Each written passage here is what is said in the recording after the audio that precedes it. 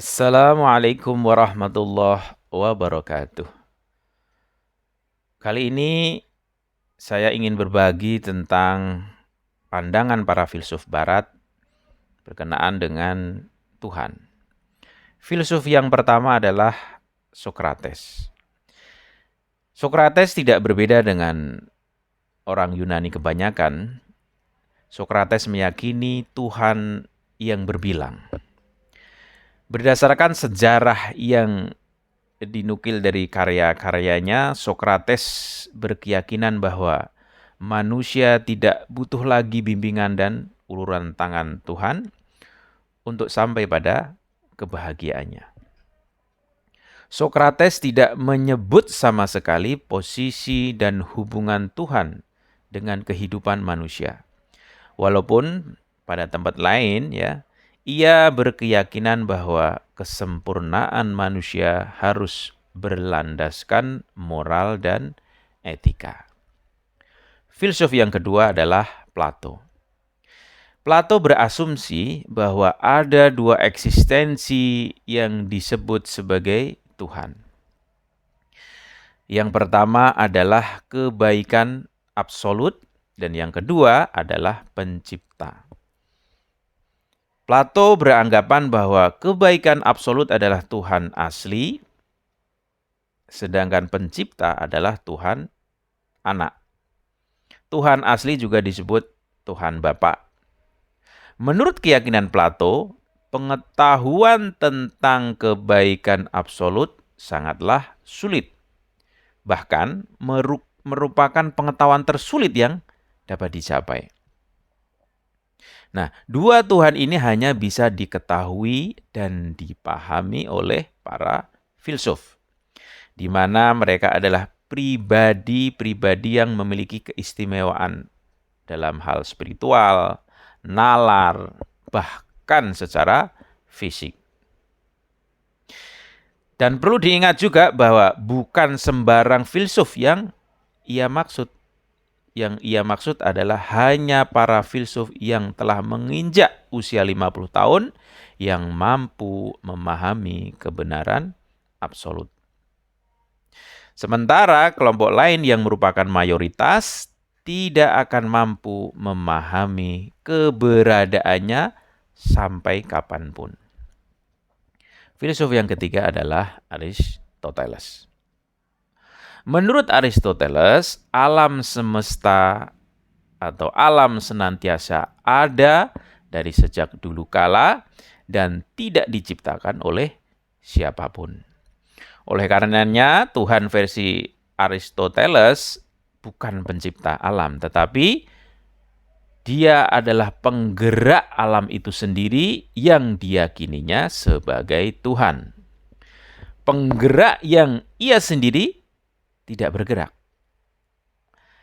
Nah, ciri yang paling dominan yang dimiliki oleh Tuhan versi Aristoteles ini adalah ia penggerak dan ia sendiri tidak bergerak. Sementara poin penting dalam pengenalan Tuhan dalam perspektif Aristoteles adalah Tuhan tidak layak disembah, satu, dicintai dan dinanti pertolongannya. Tuhan Aristoteles tidak bisa menjawab dan membalas cinta hambanya. Tuhan menurut Aristoteles tidak memiliki andil sedikit pun dalam setiap tindakan manusia.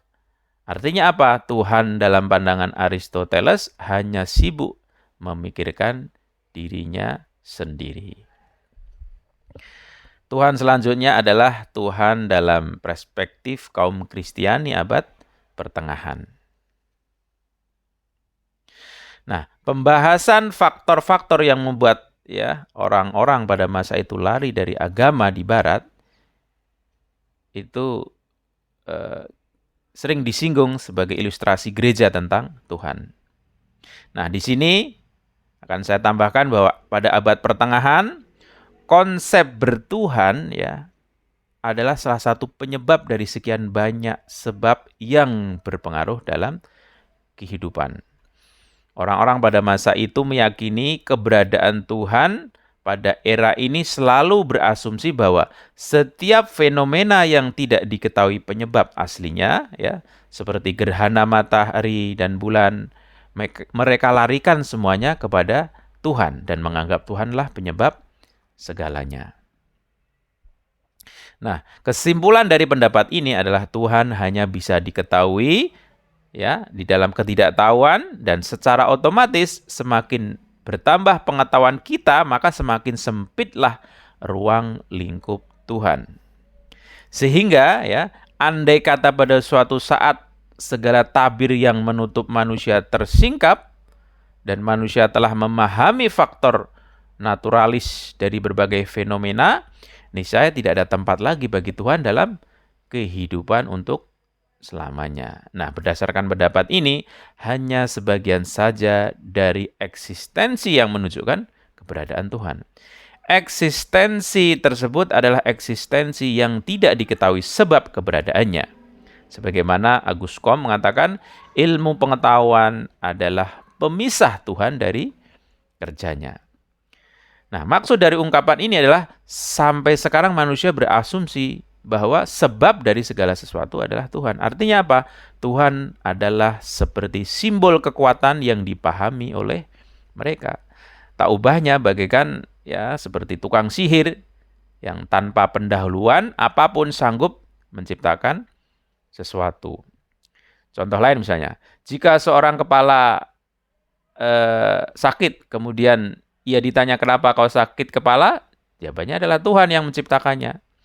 Maksud dari ungkapan ini adalah tidak ada faktor alami yang membuat sakit kepala itu. Sebagai konsekuensinya, ya, ketika dipahami bahwa sakit kepala itu disebabkan oleh virus ini dan itu, maka Tuhan tidak mendapatkan tempat lagi di dalam benak mereka.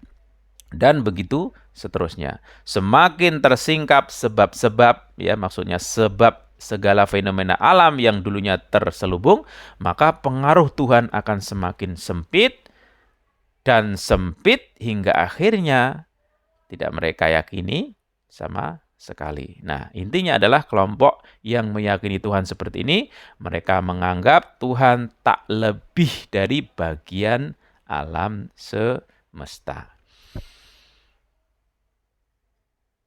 Filsuf selanjutnya adalah Galileo.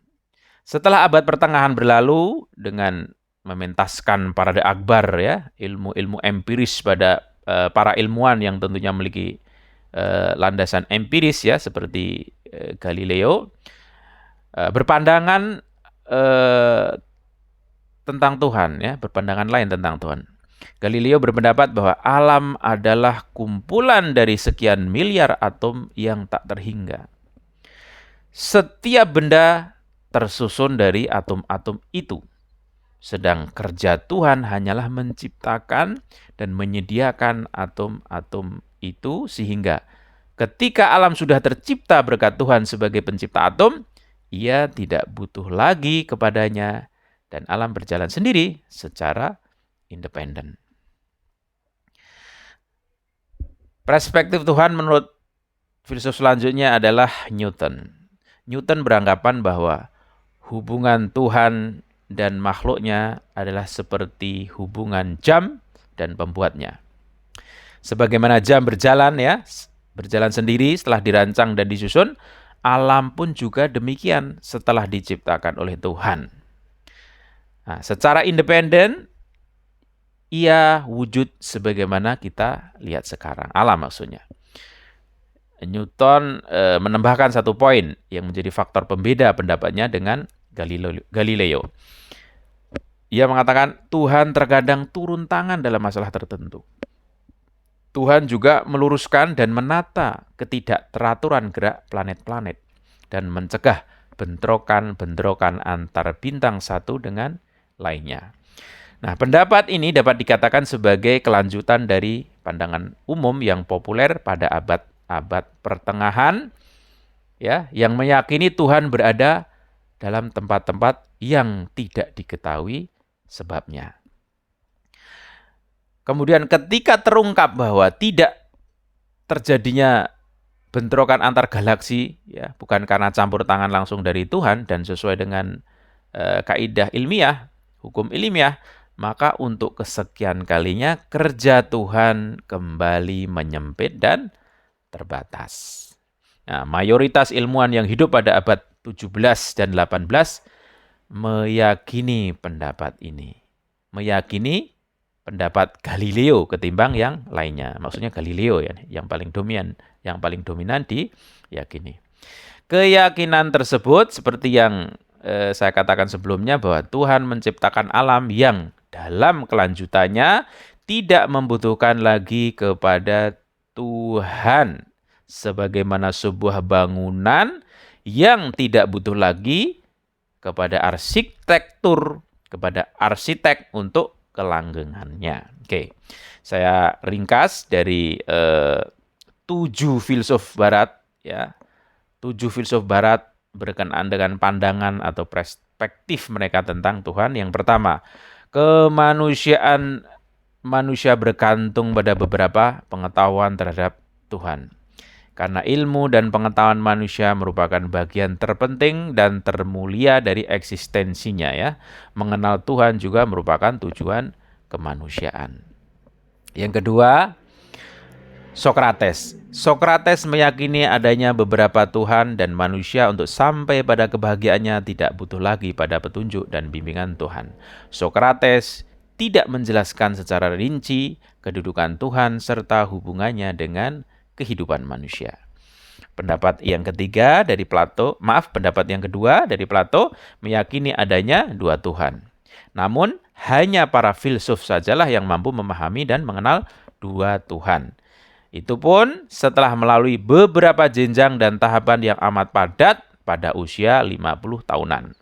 Sedang lapisan masyarakat yang lainnya mereka tidak akan dapat mengenal Tuhan untuk selamanya. Selanjutnya Aristoteles berasumsi bahwa alam itu qadim, ya, abadi yang tidak diciptakan oleh siapapun. Tuhan versi Aristoteles bukanlah pencipta alam, akan tetapi ia hanya penggerak alam. Dalam keyakinannya Tuhan tidak layak untuk disembah, dicintai, dan tak dapat dinanti pertolongannya. Sebab ia tak mampu menjawab cinta kasih manusia dan tak dapat melakukan apapun untuk manusia. Pandangan selanjutnya adalah kaum Kristiani pada abad pertengahan memiliki gambaran lain akan Tuhan. Mereka mensejajarkan Tuhan dengan sebab-sebab lain yang berpengaruh dalam kehidupan. Dan ketika penyebab sebuah peristiwa tidak mereka ketahui, mereka langsung mengembalikan kepada Tuhan. Pendapat selanjutnya adalah dari Galileo. Kerja Tuhan hanyalah menciptakan atom-atom saja. Ini pendapat dari Galileo. Dunia setelah tercipta tidak lagi membutuhkan Tuhan. Oleh karena itu ada dan tidak adanya Tuhan setelah itu tidak berpengaruh sama sekali atas alam. Teori dan pendapat ini banyak dianut oleh para ilmuwan ya pada abad 17 dan 18 Masehi. Nah, yang terakhir, filsuf yang terakhir yaitu Newton meyakini hubungan Tuhan dan alam seperti sebuah arloji dan pembuatnya. Newton berkeyakinan bahwa sewaktu-waktu Tuhan juga turun tangan untuk mengatur alam. Ia mencegah sebagian ketidakteraturan dalam gerak dan perputaran galaksi. Demikian tadi 7 pandangan filsuf Barat berkenaan dengan Tuhan. Semoga bermanfaat. Wassalamualaikum warahmatullahi wabarakatuh.